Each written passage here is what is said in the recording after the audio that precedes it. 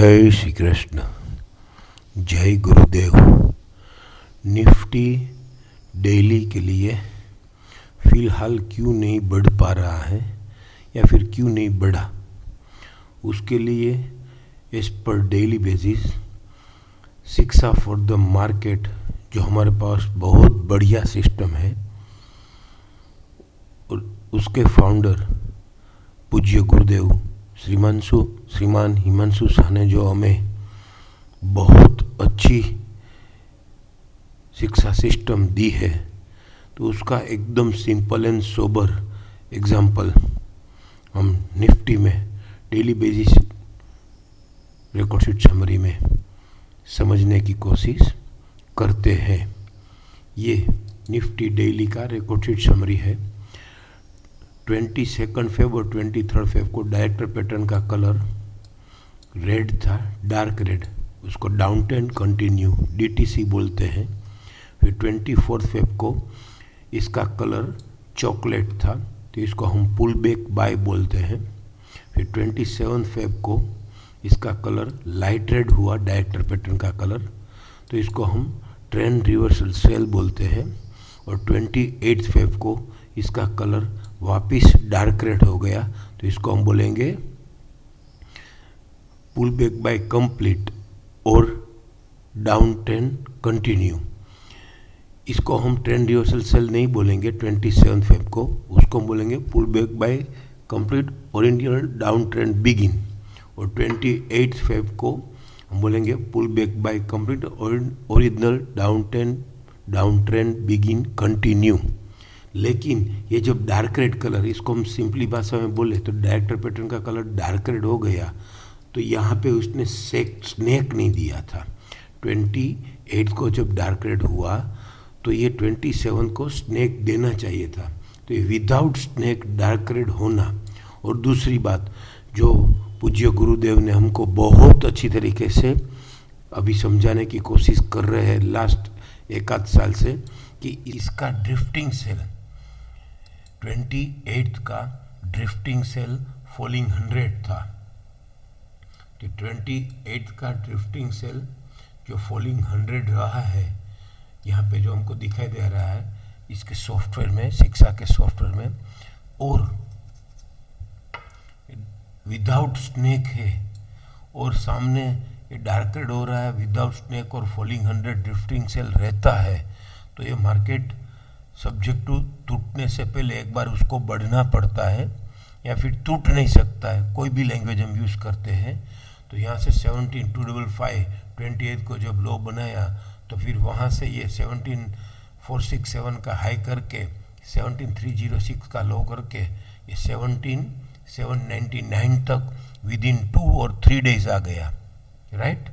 वैसे ही जैसे ये डार्क रेड करके विदाउट स्नेक और फॉलिंग 100 ड्रिफ्टिंग सेल दे के टूट नहीं पाया, वैसे ही ये 2 मार्च को करेक्शन सेल हुआ था, ग्रीन में से ब्लू हुआ था।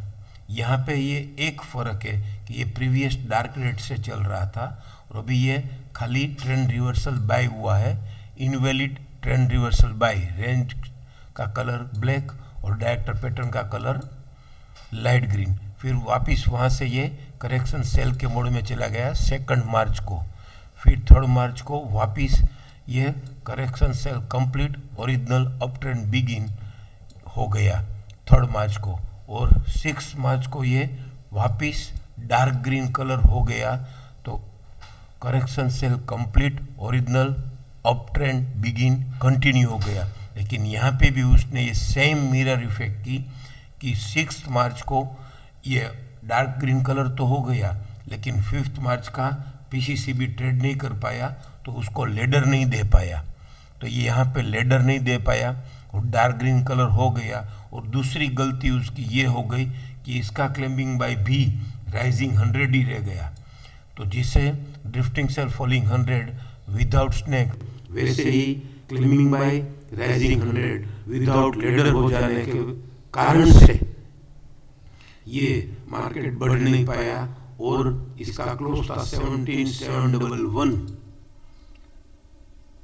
वहाँ से ये 17,602 100 पॉइंट मार्केट हो गया, गिर गया है।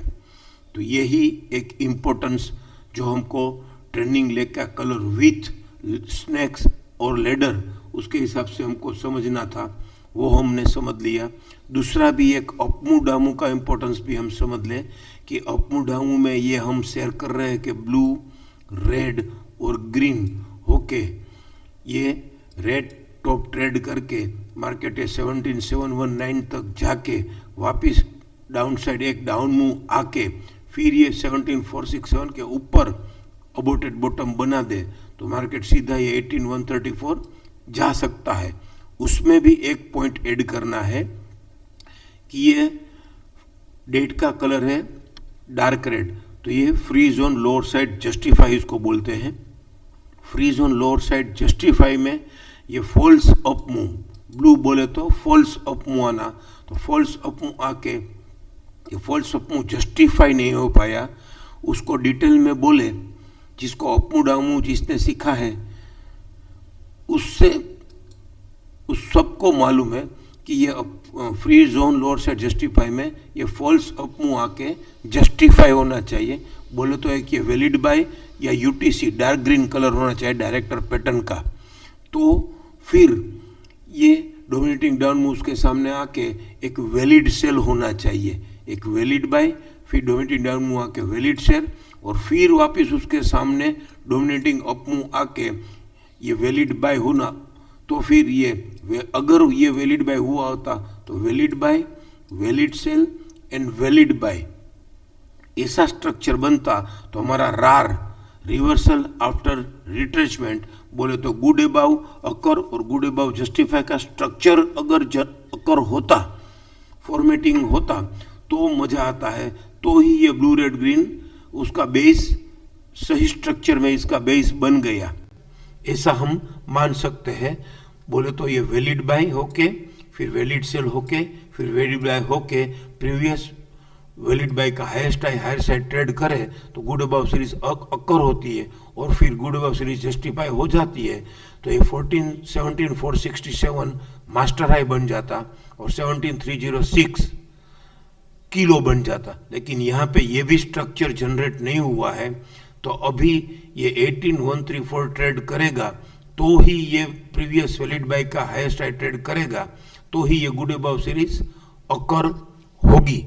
तो इसका मतलब ये है कि ब्लू रेड ग्रीन के साथ गुड अबाउ सीरीज अकर होने का स्ट्रक्चर भी बनना चाहिए और गुड अबाउ सीरीज अकर होके जस्टिफाई भी हो जावे, तो ये ब्लू रेड ग्रीन का इंपॉर्टेंस, इसकी स्ट्रेंथ ज़्यादा बन सकती है।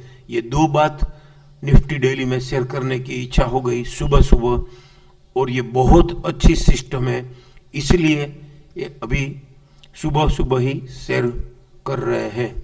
जय श्री कृष्ण, जय गुरुदेव।